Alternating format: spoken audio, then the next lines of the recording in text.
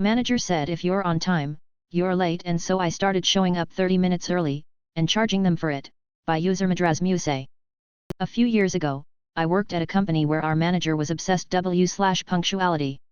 She had constantly say, if you're on time, you are late. She wanted everyone there at least 15 minutes early and unpaid, of course, and would shame people who showed up just on time. I asked once if we had be paid for those extra 15 minutes, and she laughed like I told a joke. So I decided to comply.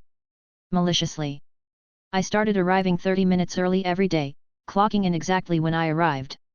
When she confronted me about it, I told her I was just trying to be really prepared. You always say 15 minutes early is the bare minimum, right?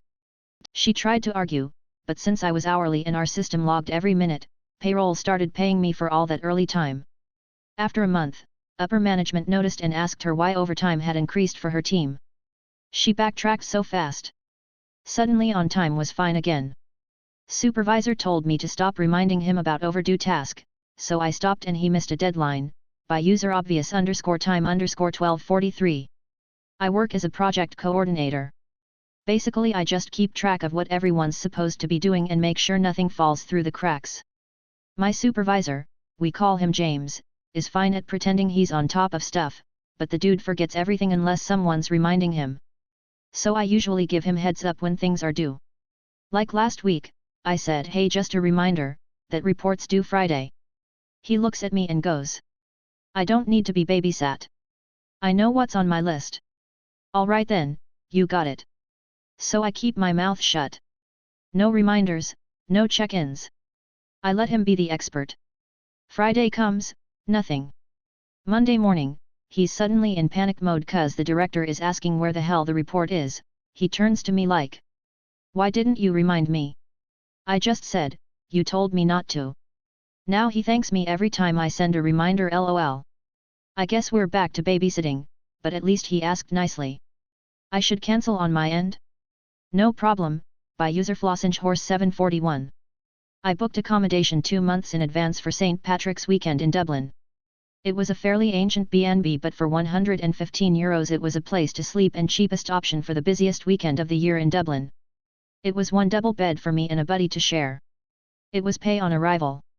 3 weeks before the stay, the accommodation manager messaged me on the app I booked the stay on telling me there's a problem, I can no longer stay, and to cancel on my side immediately. No apology, let alone help offered by them. This was followed by multiple phone calls daily, along with text messages in a harassing nature saying I need to cancel now so I can get my money back. Once again, it was pay on arrival. I didn't answer the calls or messages telling me to cancel. Something felt off, so I checked the listing for the night I was supposed to stay, and it just so happens the accommodation had been listed again for double the price. Likely the manager realized St. Patrick's weekend was a cash grab. Maybe not immediately, but at the property manager's request, I simply rang Booking.com, and told them I'd like to cancel my booking. The customer service rep asked why I was canceling. I explained in detail all the above to her, and things took an unexpected turn for the property manager. Ultimately the rep agreed the property was acting in an unfair manner, and the solution was that Booking.com would find me accommodation within 1 kilometer.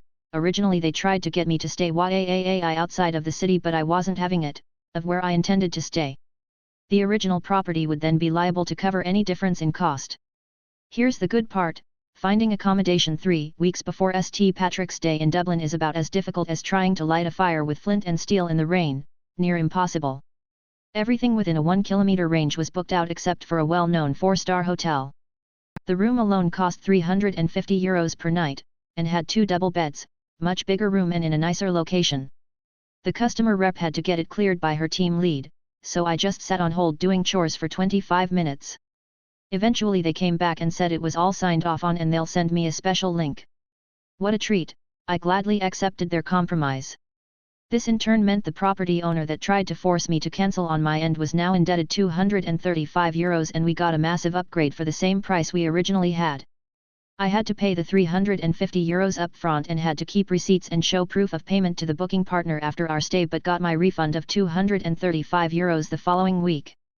TLDR, property demanded I cancel my booking on my end. They ended up having to pay an extra €235 and I got a free upgrade. You want me to be on time? Okay, down to the minute, by user Wow That's So Cool 2023.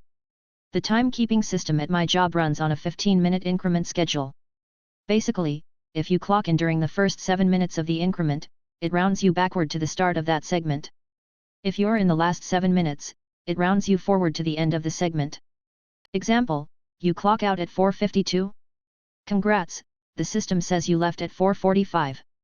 Now, if you clock in and out multiple times a day, like for lunch, that's 4 punches and potentially up to 28 minutes lost or gained depending on where you land in those increments. Shortly after I started, I began getting flooded with emails about being short a few minutes on my timesheet and was told I had to submit PTO even though I worked full 8-hour days, sometimes more. It didn't matter that I was physically at work, if the system said I was short, I had to burn time off. So I started paying attention. Really close attention. Here's the twist, my employer doesn't pay overtime in cash, but they do give you 1.5x time off if you earn it. So 1 hour of OT equals 1.5 hours of PTO. With some strategic clocking in and out always landing on the helpful side of the 15-minute window, I've gotten good at squeezing out those 28 minutes extra a day. That adds up to 140 minutes, 2 hours 20 minutes, of overtime a week, which, when converted at 1.5x, becomes 3.5 hours of PTO every week. All for doing exactly what they asked, watching the clock very closely. Thanks for the free time off. Take the chairs away from our work area. We're gonna fuck this place up, by Userdick Fart Butt. I work for a major US airline, for a long time and at several different airports. There's an area behind the baggage counter where the bags get sorted for their respective flights after they've been checked. We're on our feet most of the time, but we each have chairs at our workstations so we can sit and rest for a minute when there's a lull in bags coming down. Every few years there'll be a hotshit new manager who's gonna turn this airport around and make it the best performing one in the system, and they all seem to have the same idea: take away the chairs so the agents are always standing at the belt. Now, the agents in this area are generally on the senior side as it's indoors and out of the elements. We've done the job for a while, we know how to do the job efficiently, and we really do our best to avoid fuck-ups, but as long as human error is a factor there will always be some. Taking our chairs does nothing but piss us off. Their bullshit excuse usually is framing it as a safety issue, a tripping hazard. So that's where we start. Smaller or oddly shaped bags get sent down in a plastic tub so they don't jam the belt, maybe you've seen them. We take them off the belt and stack them up on the ground for someone to come by and collect. Not anymore, we let them pile up on the belt, making it a giant pain in the ass for the poor bastard collecting them.